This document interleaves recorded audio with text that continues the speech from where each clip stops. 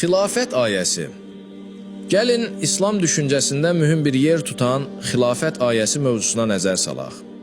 Uca Allah Qur'an-ı Kərimdə belə buyurur: Sənin Rəbbin mələklərə mən yer üzündə bir canişin, yəni bir xəlifə bərqərar edəcəyəm dedikdə, onlar cavabında dedilər: Biz səni həmd səna ilə təriflədiyimiz və səni müqəddəs tutduğumuz halda sən orada fəsad törədib qan salacaq bir kəs mi yerləşdirəcəksən?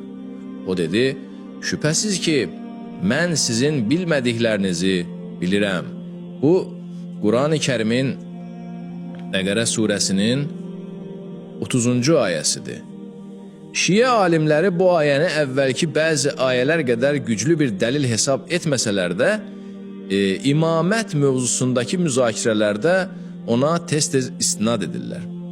Bu ayə əsasən iki məqamda dəlil olaraq irəli sürülür. Birinci məqam budur ki, imamət kimi uca bir məqamə təyinatı yalnız və yalnız Allah edə bilər. İkinci məqam isə odur ki, imamətin təyinatı tamamlı olmalıdır. Onların iddiasına görə ayədəki bərqərar edəcəyəm mənasına gələn cəyil kəlməsi ərəb dilində ismi fail formasındadır və bu forma davamlılığa, fasiləsizliyə dəlalət edir. Ancaq gəlin bu dəlillərə daha dərindən yanaşaq. Hər şeydən əvvəl qeyd etməliyik ki, ayədə keçən xəlifə sözünün məhz şiəlikdəki imam mənasına gəldiyi heç də sabit və qəti deyildir. Çünki xəlifə kəlməsi Quranda fərqli mənalarda işlənmişdir. Gəlin bir misala baxaq. Uca Allah Nəml surəsində buyurur: Şərik qoşduqları daha xeyirlidir, yoxsa darda qalan biri dua etdiyi zaman duasını qəbul edib sıxıntısını aradan qaldıran və sizi yeryüzünün varisləri, yəni xüləfa edən Allahla yanaşı başqa bir ilah varmı? Nə qədər də az düşünürsünüz, bu Nəml surəsinin 62-ci ayəsidir. Maraqlıdır ki, Şiə təfsir alimlərindən olan Ət-Tabrasi özü bu ayədəki xəlifələr sözünü təfsir edərkən yazır: Sizdən hər bir nəsil özündən əvvəlki nəsli əvəz edir. Belə ki, bir nəsil məhv olur və digər bir nəsil yetişdirilir. Başqa bir izaha görə isə bu o deməkdir ki, Allah sizi kafirlərin xəlifələridir. Onların torpaqlarında məskunlaşaraq şirk və inadkarlıqdan sonra Allaha itaət edirsiniz. Gördüyümüz kimi, hörmətli alim Ət-Təbrasi özü belə bu ayədəki xəlifə sözünü birdən çox mənada təfsir etmişdir və bunların heç birində birbaşa olaraq məsum imam mənası qəsd olunmamışdır. Onun verdiyi ilk təfsir sadəcə olaraq bəşər övladından bir nəslin digərini əvəz etməsi, bir-birinin yerinə keçməsi həqiqətinə əsaslanır. Bu fikir təkcə bir ayə ilə məhdudlaşmır.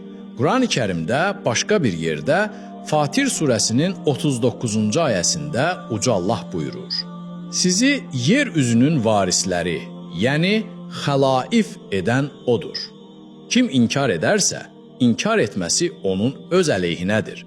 Kafirlərin inkar etməsi Rəbbi yanında yalnız qəzəbi artırar. Kafirlərin inkar etmələri onların ancaq ziyanını artırar. Gəlin bu mövzuda daha bir böyük şiə aliminə, Şeyx Ət-Tusiyə müraciət edək. O, bu ayəni şərh edərkən deyir: Allah Taala burada xəbər verir ki, yaratdığı məxluqları yer üzündə xəlifələr edən odur.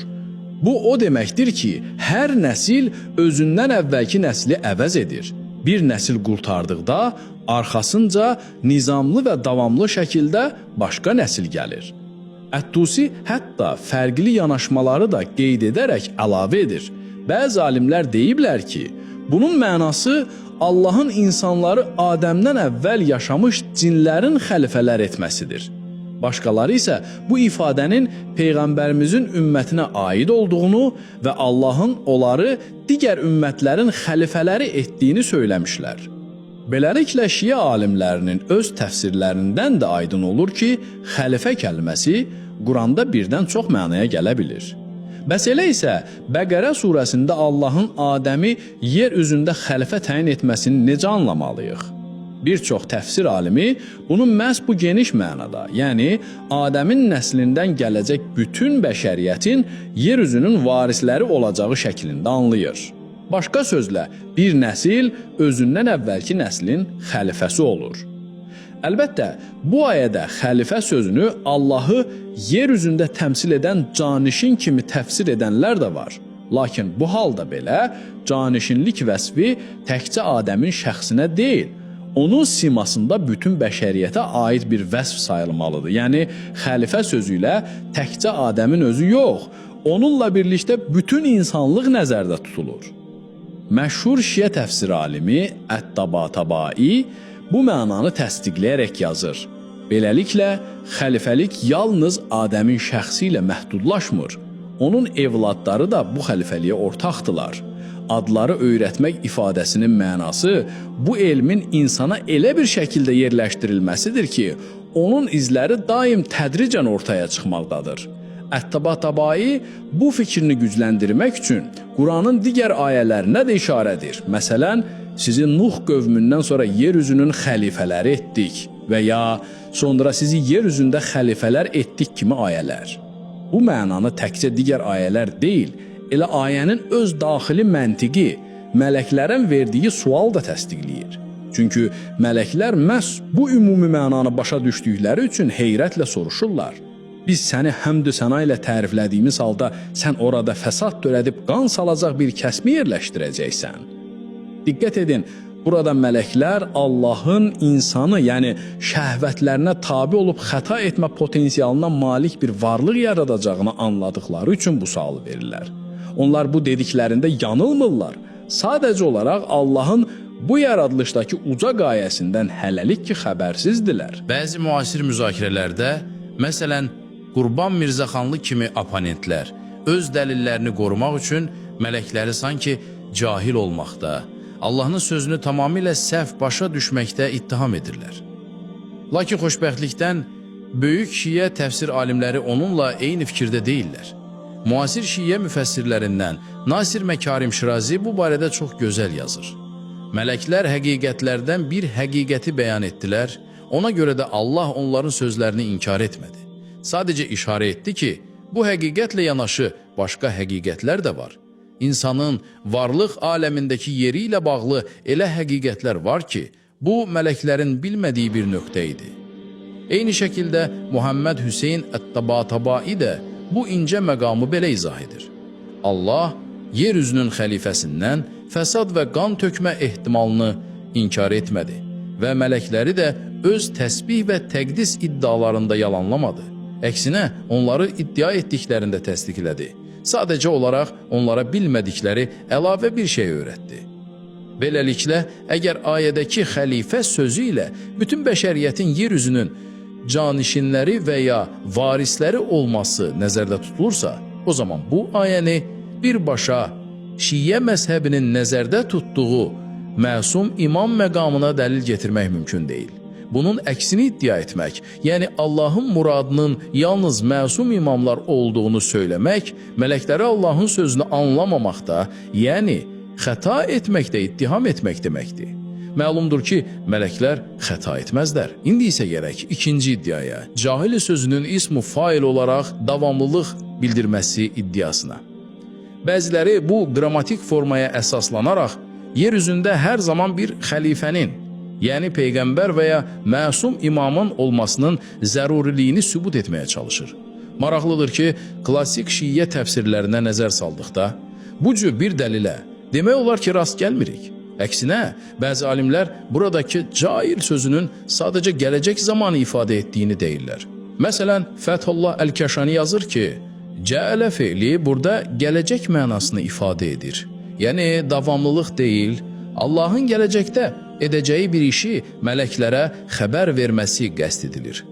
Zaten ismu fail forması hər zaman davamlılıq ifadə etməz. Buna Qurandan başqa bir misal gətirək.